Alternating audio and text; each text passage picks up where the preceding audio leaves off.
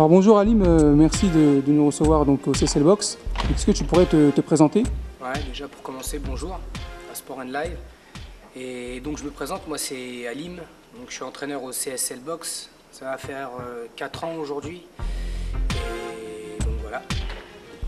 Est-ce que justement tu pourrais nous parler donc comment ça se passe la boxe, c'est-à-dire si par exemple j'ai mon enfant qui veut commencer, les étapes en fait par rapport à l'âge tout simplement? En fait la boxe, il y a 3 étapes dans la boxe. Ça commence par la boxe éducative, on peut les prendre à partir de 8 ans chez nous, jusqu'à l'âge de 16 ans. Donc là, le concept de la boxe éducative, c'est que c'est de la boxe où les coups ne sont pas appuyés. Ça boxe à la touche en fait. Donc voilà. Après, il y a le concept de la boxe amateur. Donc la boxe amateur, c'est la continuité de la boxe éducative. Donc c'est à la touche, mais par contre, là, les coups sont appuyés. Et la finale, c'est la boxe professionnelle. Donc comme tout le monde connaît, la boxe professionnelle, c'est la boxe amateur, c'est-à-dire qu'il n'y a pas de casque et les mecs sont torse nu et puis voilà. Alors est-ce que tu pourrais nous expliquer comment on fait pour devenir professionnel? Bon, en fait, pour passer professionnel, c'est les boxeurs amateurs qui font une demande pour passer professionnel.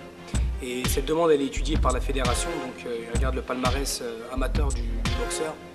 Il étudie à savoir s'il peut passer pro ou pas. Donc dans la plupart des cas, il demande un palmarès positif, c'est-à-dire que d'avoir plus de victoires que de défaites dans le palmarès amateur pour passer professionnel. Et il y a plusieurs catégories, hein. Donc on passe catégorie A à la catégorie D, donc selon le palmarès amateur du boxeur. C'est-à-dire, je te donne un exemple, hein.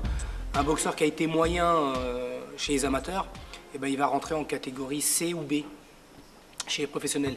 Et quand on a un très bon boxeur amateur, et ben là, on a la chance de passer soit en B directement ou en A, en catégorie A, c'est-à-dire que les meilleurs boxeurs professionnels.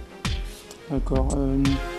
Est-ce que justement tu pourrais nous dire comment tu es devenu entraîneur? Quelle étape il faut passer pour devenir entraîneur?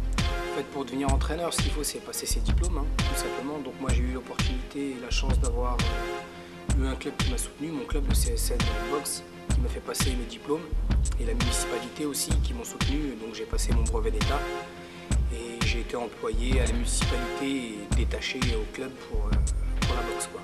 Qu'est-ce que tu penses du concept Sport & Live? Ouais, bah, Sport & Live, je pense que c'est un bon concept.